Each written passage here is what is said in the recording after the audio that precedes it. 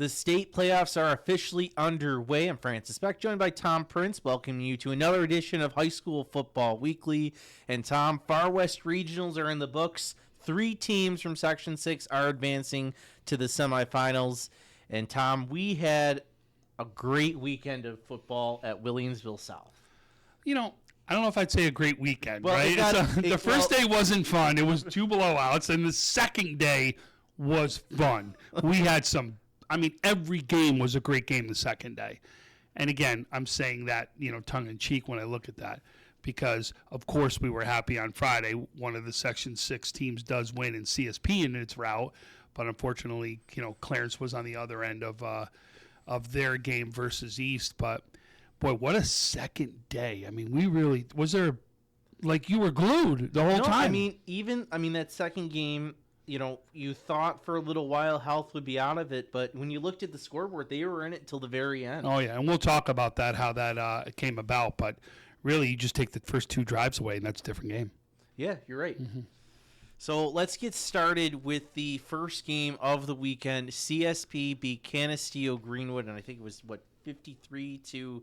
CSP started early and did not hit off the gas pedal in that one. Actually, I think they scored... It was 50-16. 50-16. I think they may have scored all or maybe all but a touchdown in that first half, and they let off a little bit in the second, but they weren't letting Canisteo Greenwood back in that game. Yeah, they only scored a touchdown in Q3. But again, they also got a lot of their bench players in, did a lot of things to make sure everyone got a chance to have a moment in that game. Really, Tate Catanese leads the way, had 164 yards, 3 touchdowns in that one. Plus, he's got a touchdown with his legs where he ran for 34 yards. Really, this CSP was on all cylinders. I mean, at halftime, we already know 43-0 at halftime. And you just saw it was a complete dominant performance by CSP. And what these guys do really well when you look at it, Francis, you're talking about 3 different receivers go for a touchdown in this one, right? Hinsdale, Barmore, Brink, all with touchdowns. And you could see Hinsdale 4 receptions, Barmore 3, Carter Brink 2, right? Catanese spreads the ball so well, and really you saw that being a key to the performance right there. Obviously, when you're looking at tackles, because not everybody played the entire game, a little difference, but Dalton Richter was your leader in tackles for the game with 9 tackles, still almost gets double digits. Multiple guys with tackles for a loss. It really was just a total CSP dominant game is really what it was. Yeah, and you mentioned spreading the ball around is so important in this time of the year because it shows in case something goes down or that a defense, if they decide they want to take away your biggest weapon, for your CSP, you have multiple other guys you can go to. It reminds me, when you think about it, it's a lot like the Bennett team we talk at AA in the D conference. Look at how many different guys ran the ball in this game. This game alone, right? 1, 2, 3, 4, 5, 6, 7, 9 different players ran the ball at least one time. How many teams could say that? Maybe Bennett. That's why I said this is like Bennett playing in the D is what it is. I mean, you're talking about that's how good this team is. They're capable of putting points up. They're capable of doing it quickly. And listen, if you're going to focus on one guy, there are going to be other guys that are going to be weapons on this team. And that's the reason why this CSP team is so good. And this matchup coming up, you're talking about, to me, really is, in essence, the state championship right here. Because you're talking about right now the number 1 and 2 ranked team in New York State at the D class.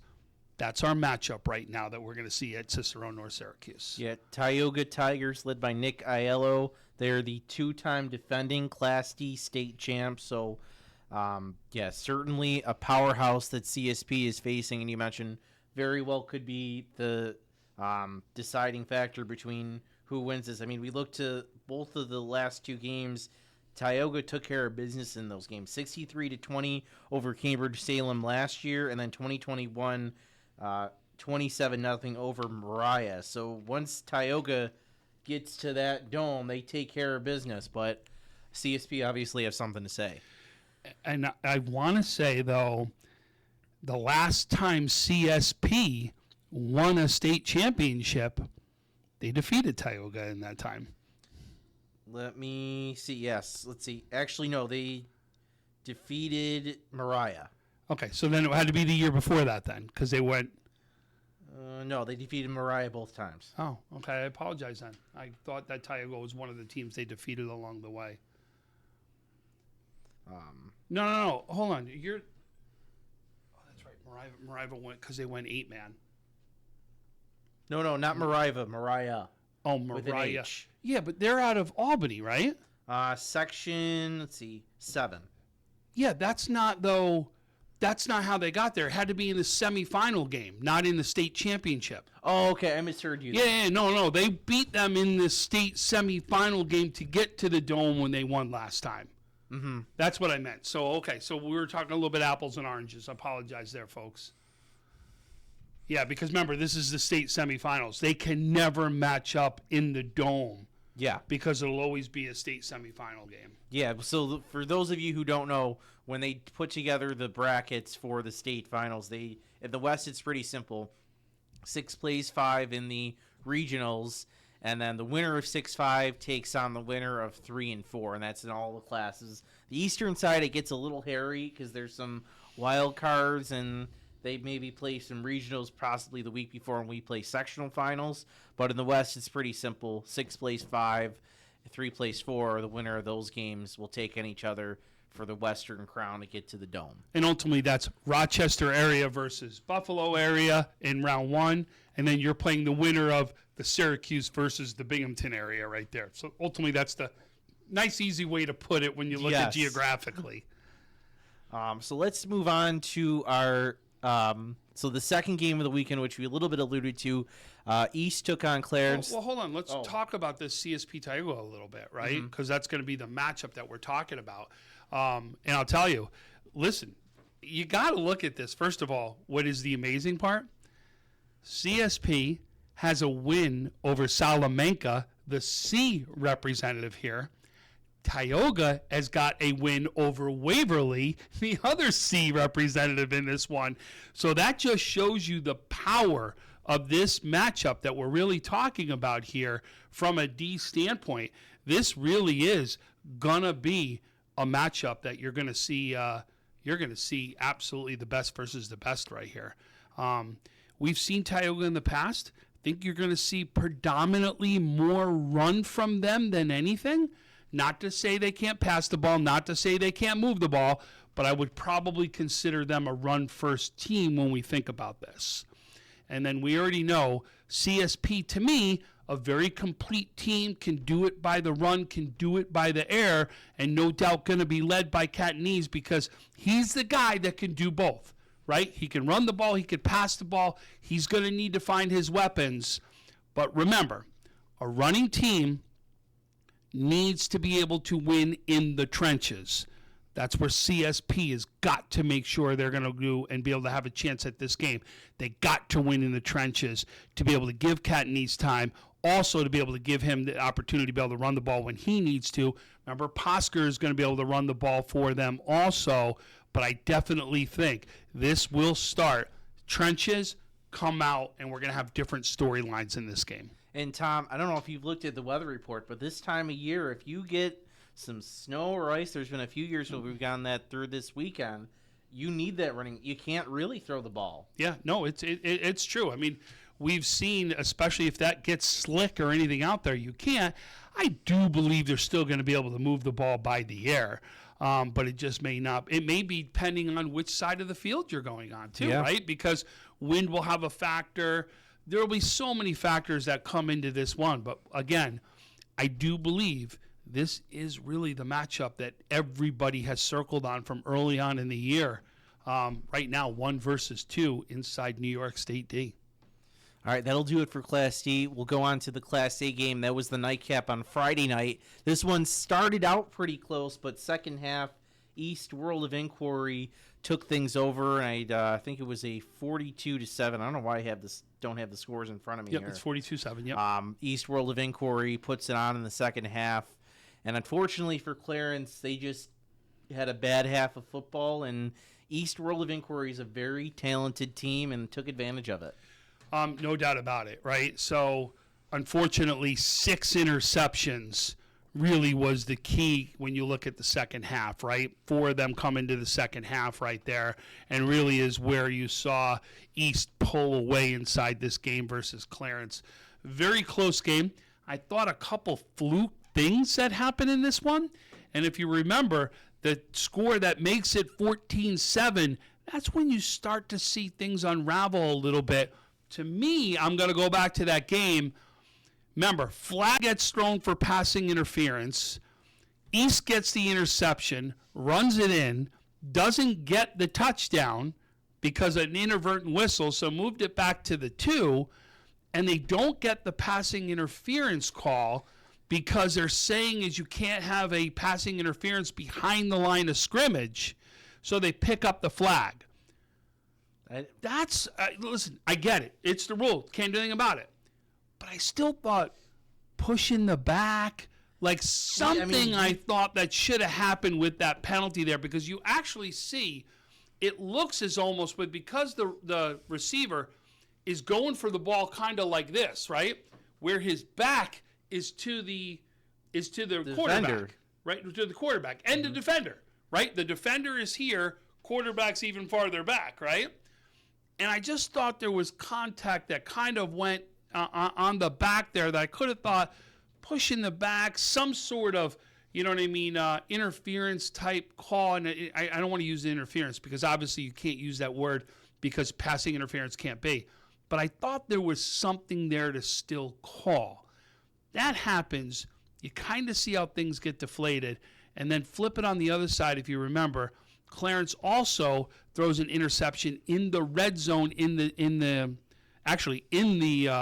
touchdown area, remember? Yeah, in the end zone, yeah. And that really was what I thought was kind of, you take those back, could we have a different game? We'll never know. But I do want to give this East team some credit because they have got weapons all over the place on this one. And, we talked a lot about in the last one about CSP, this East team. We actually highlighted before the game 6 young men that we said, hey, listen, you got to watch out for, including this quarterback, Samir Jackson, right? But we had guys that were stepping up. We had one guy that had 3 receptions or 7 receptions for the entire year for 100 yards, catches a touchdown, comes up big, right? It was also these other role players that stepped up and became stars in this game also that just made it that much more difficult for the Clarence team to overcome.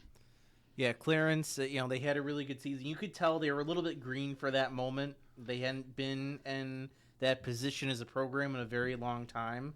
I don't know if green is the right word. Yeah, you know what? I would ultimately say is this team hadn't felt the adversity yet in a game like that, true. Right? And that's maybe what I would say. But I'm going to tell you, that adversity that they now have felt and experienced is going to make this team much stronger for next year.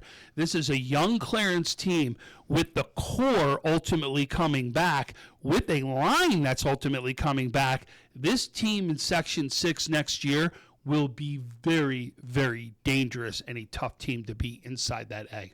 Yeah, we'll see how ultimately the bet, not to look too far ahead to next year, but we'll see how the bets falls. And I think they're very good. I think they're probably the favorite unless maybe you see, now it's possible a Jamestown or some of those lower AA teams can move down. We have a conversation. I think right now, if things mostly stay the way they are, Clarence is definitely your favorite going into next year. Absolutely. And you're the defending champs with everybody returning. You should be, right? Absolutely. And again, I can't express enough just the year that Coach Bergio had and just how excited you were for him, that entire coaching staff and that young program. Very excited what he did this season, and no doubt special things for Clarence will happen in the future. All right, that'll do it for our first segment. Coming up next, we're going to talk about Saturday's games, the ones that happened this past weekend and the ones that are happening this weekend. You are watching High School Football Weekly on WNY Athletics. What does it mean when people say America is a land of opportunity? It means the power to discover, To redefine yourself. To improve yourself. to challenge yourself. To realize there's more in you Than you ever knew. that you could do. It means giving people an open field to explore what they do best. With the best tools, The best training. the best technology in the world. We bring out the best in the people who serve. So you can be All you can be.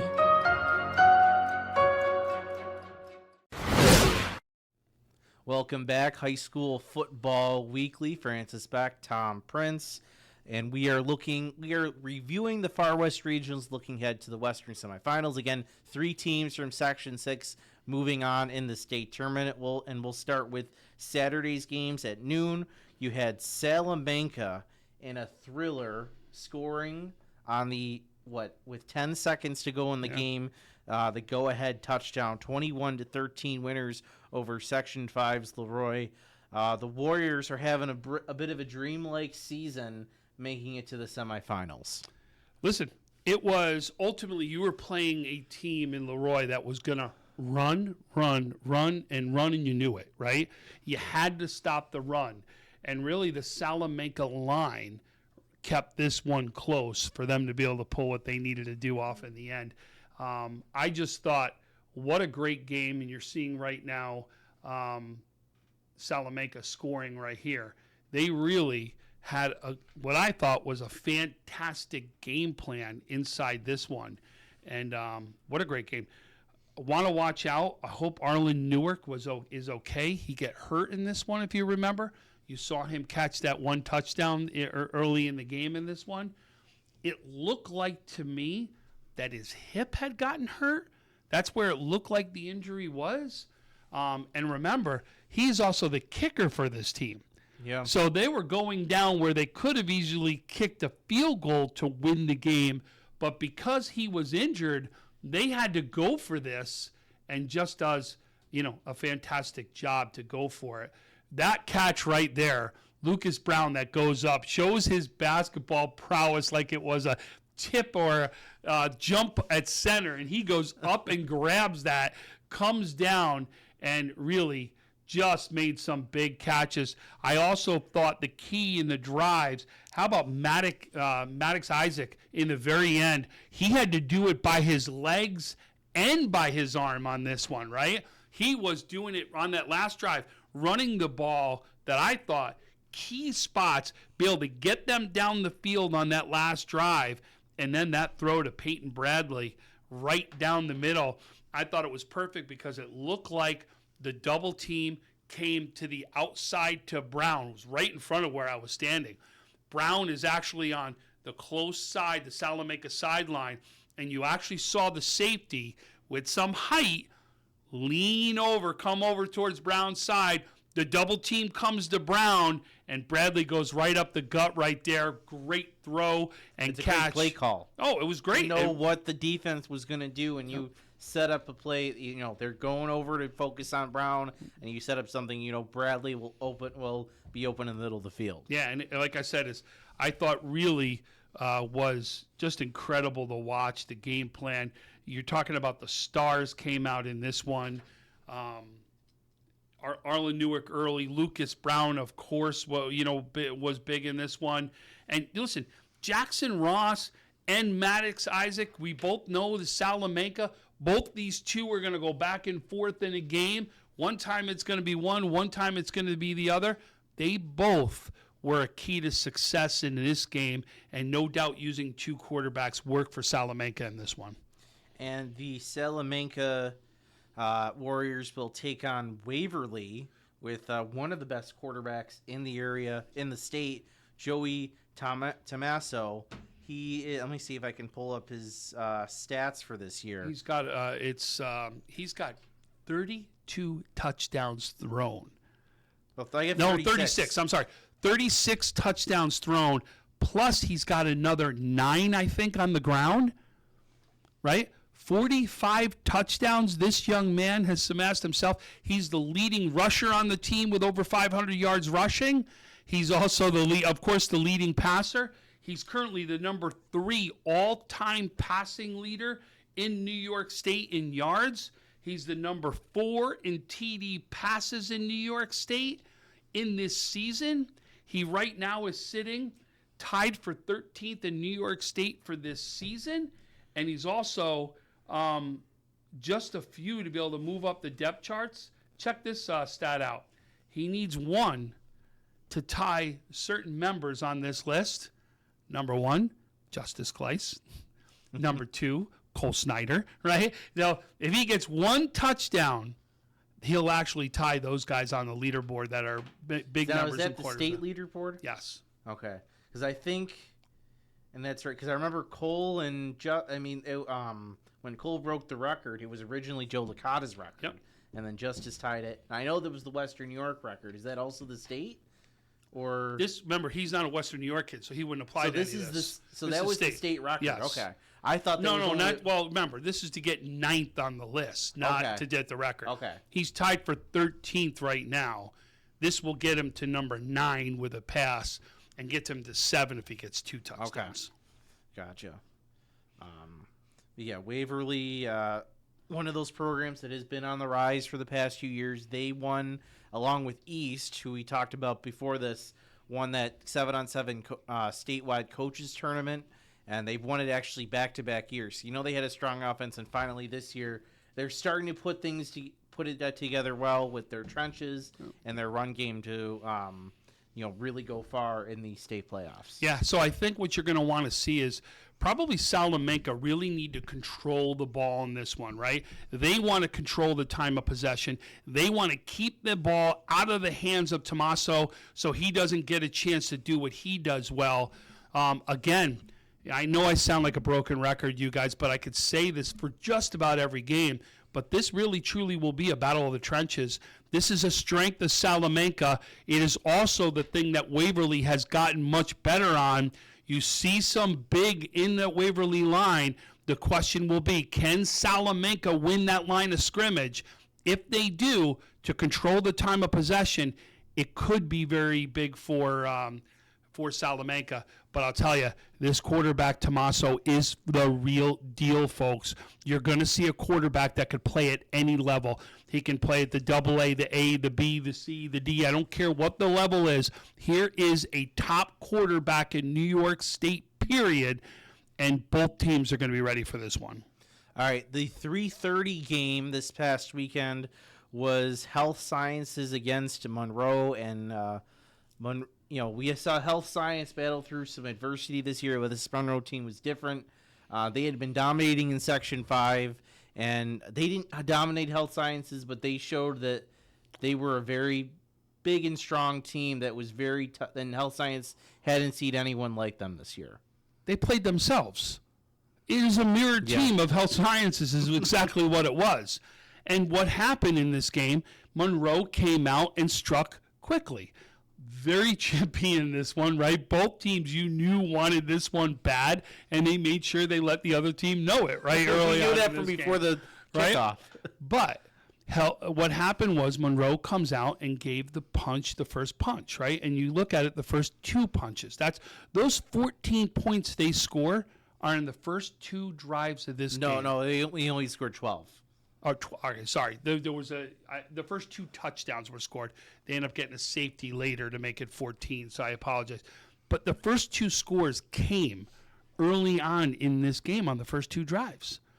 And then you kind of saw Health Sciences go, whoa, wait a second. We could play with these guys. And then shut them down the rest of the game from there. Unfortunately, they just couldn't get their offensive rolling until towards the end of that game. I want to say it was about 4 minutes left in the game when they scored their touchdown. Health Sciences scored their touchdown to make it 14-6. Remember the Monroe scores the safety on a I think it was a bad. it was punt. a bad punt. No, well, I wouldn't call it a bad punt. the Bad snap on the snap punt. went over the punter's head. The long snap, went yeah. out of bounds right there and called it a safety.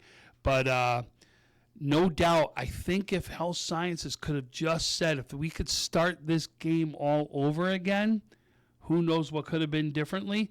But since those first 2 touchdowns, you really saw the defense for Health Sciences, you know what I mean, really crack down and do what they needed to do. And there were a couple drives from that health science offense early that I thought were coming very close. I think there was one where I think Pitts was open in the end zone. He just misses the pass. He was wide open in there. I think there were a few others. They were kind of moving. A couple turnovers, too, that happened turnovers. towards there. So, And, a few of those things don't happen. We could be talking a very different ball. Oh, no doubt about it. But, there's no doubt, you talk to everybody out of Rochester. They were saying this Monroe team is the real deal. They've got names all over the place, and they do. But you know what? So did this Health Sciences team. And I do believe if the ball would have bounced a different way, Health Sciences could have won this game and really be the other representative that we're out there talking about representing Section 6. Tom, I think we're gonna save the last game for the next segment because it's just such a big game. But to go a little bit on the Health Sciences, first year at demerge from West New York Maritime. This is a pretty good first year for Coach Parker under this new outfit. What do you think now that he can kind of take into the offseason from this game? I don't know if the team was much different than when they were merged together. When you think about it as philosophy, what to do, how they were coached, what the expectations were, I don't think anything changes. I mean, Coach Parker, as we know, is just unbelievable how he is with these kids, right? He's had the opportunity to coach my own son when he did it. And my son will tell you he's one of his favorite guys to be coached by, to talk to. This is a guy who truly cares about every single one of those players on the field, along with that staff. Well, all right, let me ask it a different question slightly. This team has, I think, been to the semifinals a couple times. Mm-hmm. Do you feel, I don't know, you say better about the program of your Coach Parker, even though you didn't make it that far, at least? I don't want to, and I hate to use the word recruiting, but now that we look at the West New York high school football landscape, you have to feel pretty good about, when students around the area are looking at your school as a football and basketball program, you have to look really good about what you put together this season, and offering graduate students a real option to play football. Oh, I think it's been like that for years, right? And you're crazy, period. Once you see a team that has Ty Parker's name attached to it, you better go running anyway, right? He's that good. He's going to make you that good, and he's going to make sure he's got a team in the mix all along. Does this season help? You're talking about getting people to have more eyes on the program? Maybe. I thought the eyes were already there, though. You know what I mean? I get it. 2 years ago was a rough season, but I really felt that was an anomaly. Remember, all the years before that, all eyes were on them. I think it was just 1 year, couple blips on the screen happen, and you saw the next year them come right back to where they need to be. All right, that will do it for the Class B game. Coming up next, we're going to talk about the absolute thriller that ended the weekend, and we'll talk about Bennett's game this weekend against CBA Syracuse. This is High School Football Weekly on WNY Athletics. Western New York Immediate Care's new locations are now open. Whether you've suffered a minor injury or just aren't feeling well, Western New York Immediate Care provides safe, quick, high-quality care at an affordable cost. Our clinicians are trained to diagnose and treat non-life-threatening injuries and illnesses and are equipped with on-site x-ray and labs to help you feel better, faster. With 4 convenient locations open 7 days a week, Western New York Immediate Care is here to help when and where you need us. Visit us online to learn more. Well, Tom, as the old adage goes, you save the best for last, and that certainly happened this past weekend. Bennett defeats McQuaid on a walk-off touchdown with 1 second to go. A game for the ages. Bennett defeats McQuaid 26-21. Tom, you were on the call for that.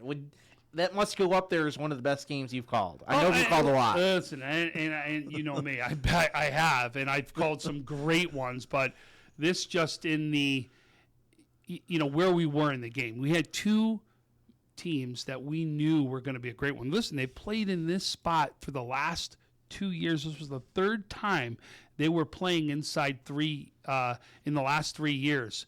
The question coming into the game was going to be Jameer Thomas. He was a game-time decision, if you remember, coming into this game due to his ankle injury that he had actually gotten in the Lancaster game at the stadium. He comes out, is able to play and be very effective early in this game. As the game goes on, though, Jameer Thomas does get hurt. Looked like a hamstring injury because that's where he had the ice on his hamstring. I'm telling you right now, I pray that he's okay. I pray that they can get him at full strength because I do believe they're going to need him. That's exactly where you see. That's what no one can do. But when you saw Bennett, they had this spot over the top using that speed. They had the capabilities to go for the big play and absolutely use this.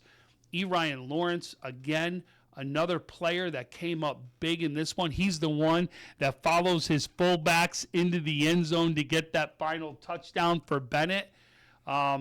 This really was something. It was, you remember, Bennett goes out to the lead. McQuaid comes running back. McQuaid gets the lead late in this game, and then Bennett has to go 88 yards. Am I correct? It was 88 yards? Yeah, it was close to 90. I thought it was 90, but I was at the far side of the field. Whether it's 88 or 90, 2 yards is what we're talking here.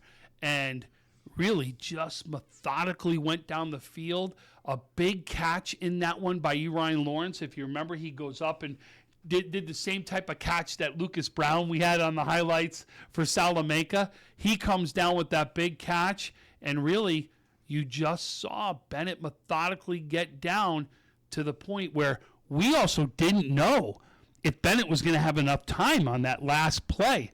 If you remember, right, Sherrod Bernard III, their quarterback, actually goes out and runs on the second to last play, gets down to the 1 yard line, and the clock is ticking, and they literally spike the ball with 1 second left and then be able to run the ball in. And you just saw that was one of those will plays where your two fullbacks in your line said, follow me, Ryan, we'll get you into that end zone.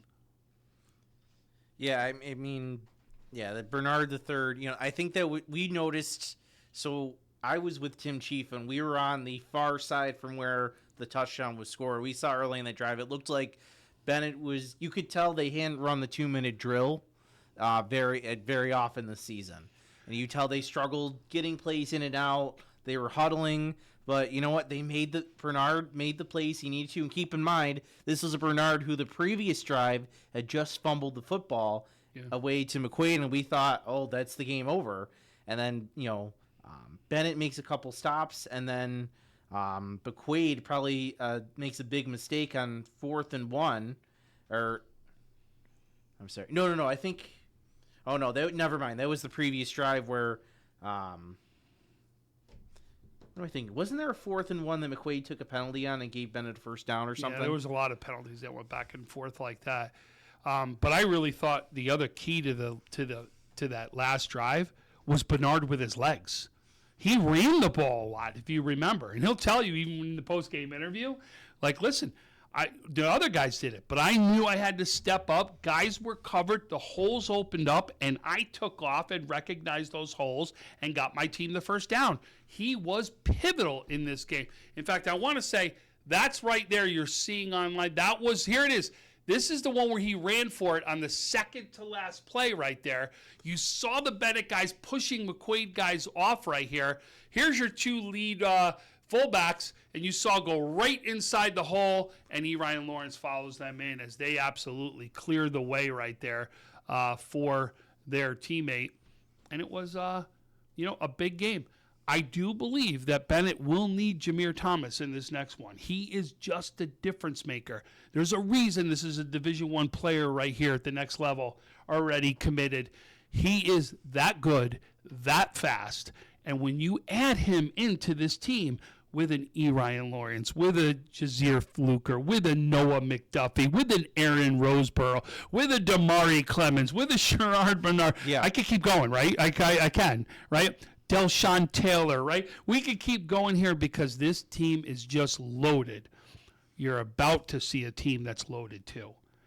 From what I hear, there's 5 Division I commits on this CBA Syracuse team that they're about to face. Yeah, CBA Syracuse, a powerhouse. I believe they faced South Park in the first game of the year and beat them by a pretty good margin. Granted, you're talking about a AA to a B, so we need to take that into mind. But CBA is obviously a very good team, and I think you can say for I think more so because we both did that game, that Far West Regional last year between Bennett and McQuaid, and I think part of me, I know Bennett was down at the half, but there was like that feeling like you felt like Bennett was going to come back and win that one, where I think I don't know. It was McQuaid had the game plan. I think once McQuaid actually before McQuaid scored their last touchdown, I felt I had a little less confidence in Bennett this time around than I did at the half last year when they were down 14-0. I'll never bet against Bennett, period. There's just too much talent on that other side of the ball. It is always, you wonder if a team can drive, I don't care who you are, drive 88 yards for a touchdown in the last drive with everything, you know what I mean?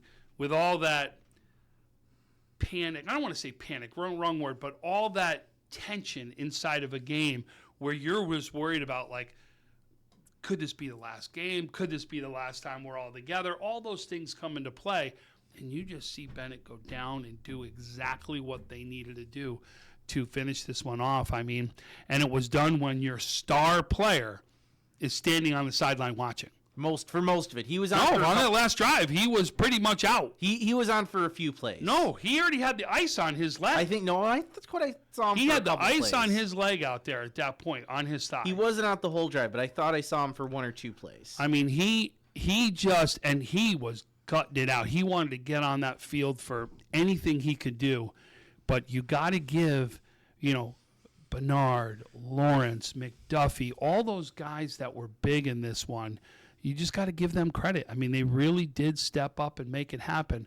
And what I love about this, to me, Bennett, what they do well, it is tough to pass against this team. This team has got some of the top defending the pass in, I don't care, around in the area.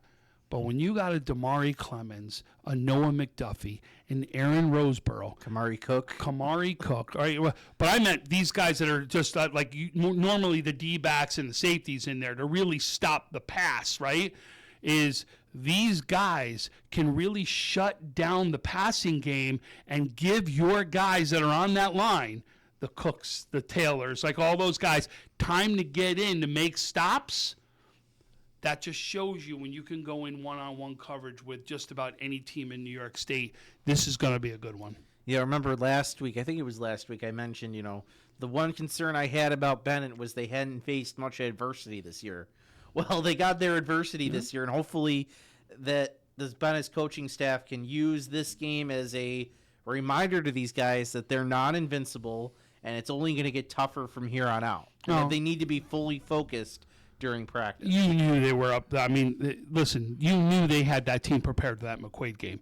No doubt they knew this would be a fight. Well, right? but it's also, it's one thing for your coach to say something. It's another thing to actually go through it. Yeah. And like I said, they stood up tall. They did what they needed to do, and it just shows how deep this team is because when think about it, when most teams play in a game, if your stars don't come up big, you normally don't win, right?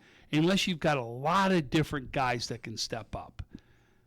Bennett has more than one star, and that's one of the big reasons why they can do this. One star may not have the game, but 3 others will. All right, that does it. So, again, Bennett will take on CBA Syracuse. Heidi, why don't we pull up the games for this week? You can see them right now on your screen. 3 o'clock, it's CSP versus Tioga. That's on Friday. And then Saturday at noon, Salamanca versus Waverly. And Class AA at 6 o'clock, it's Bennett versus CBA Syracuse. You can watch all 3 of those games on the NFHS network. If you watched last week's games or any of the games already this season on the NFHS network, you should already have a subscription, so you're already set for all 3 of those. If you don't get it now, you can watch all 3 of those. Plus, you can watch Next Week's Plus. If you want to watch those games on the other side of the bracket, they'll also be on NFHS, and you'll have access to those as well. And if you're don't want to, maybe if you're not going to watch it on there, or maybe if you are and you want to get ready for the game, we'll also be having our game day coverage, which will start Friday at 2:45. You're going to do pregame, halftime, postgame shows for all 3 of those games. So it starts Friday 2:45 with a pregame of the D game. We'll have halftime, postgame, and then Saturday we'll get things started 11:45 for the C game, and then probably around 5:45 for the Class AA, depending on how long Tom and everybody down there decide to make those first 2 games go. Hey, I don't have any control over that. So we'll have you covered this weekend either on the NFHS network, both on the NFHS network and on WI Athletics, Facebook, YouTube, and X. And Francis, it happens every year. Plan on an overtime game. Plan on one game going long. It will always happen where one game will throw this schedule off to make sure that all of them don't run on time. All right, couple of announcements. First up, our brand new award coming this football season. We've mentioned it previously before, worth mentioning again. It's the Roger Weiss Memorial Players' Choice Award. It's a one-of-a-kind award where the players will get to decide who's the best of the best. We're currently working on our finals. Hope to release in maybe a week or so, maybe a week and a half. We're going to list a group of finalists, maybe 5 to 6 players that we're going to choose for finalists, and then we're going to let the players decide on our website, wathletics.com, who's the winner of the award, and we'll reveal that at the Dick Gallagher Banquet, which will be Saturday, December 16th at the Lake Erie Italian Club. Dick Gallagher Awards, we've both been there quite a few times. We've taken on those awards since Dick's passing, and that's always a great event. Oh, no doubt about it. This is where, every single football player, whether you did it academically or did it on the field or did a combo of both, hopefully you're going to get recognized some way, somehow in this one. So coaches should be getting an email maybe in the next week and a half, 2 weeks for about that, who's going to be honored at that event. We know some postseason lists have already come out on Senior Martin. I think a couple of all-league teams a couple of the all-leagues have come out, so a lot of those guys will be honored. But coaches, watch for an email in the next maybe week and a half, 2 weeks for players invited to there and information on tickets. Coaches or players, ask your coaches when that email comes in about that banquet. It's a great time. Again, Saturday, December 16th at the Lake Erie Italian Club, and that's in Lackawanna. I'll have a great spread put out by Elio DePaulo's. They do a great job. Of course, we should also mention the Connolly Cup banquet is December 4th. That's right after the state championships. And then I think the Trench Trophies, I want to see the 7th. I think it's the Thursday after the state championships. And I know I know Connolly Cup's Elio DePaulo's, and the Trench Trophy is at a new location this year in Depew. Why did I blank on what it is? But they are doing it in a new location. Just be aware of that. Grapevine in Depew. Thank you. Grapevine. I knew I had to tip my tongue. Yeah, Grapevine in that Depew, Cheektowaga area. So still some football to go, and be sure to head to those banquets if you are invited. Those are special events you certainly want to be a part of. I think that will. Tom, do you have anything else? No, listen. It has been so far a fantastic season when it comes to football. We've got 3 fantastic programs still alive here in Section 6, CSP, Salamanca, and Bennett. Guess what? We all get to be fans of these teams. Think about this. We've got 3 opportunities for teams to try to get to the, I'll always call the Carrier Dome, but the JCA Dome. The JMA Wireless. Or JMA Wireless Dome, sorry, in Syracuse. But these teams all have, opportunities to get there. But they've got some great teams in front of them. Go out there, leave everything on the field, let it play out, because we've got 3 fantastic teams that are still left. All right, that will do it for us. For our producer, Heidi Gunther, Tom Prince, I'm Francis Beck. Thank you for tuning in to High School Football Weekly. Stay tuned all weekend long for coverage of the New York State Public High School Athletic Association West Football Semifinals.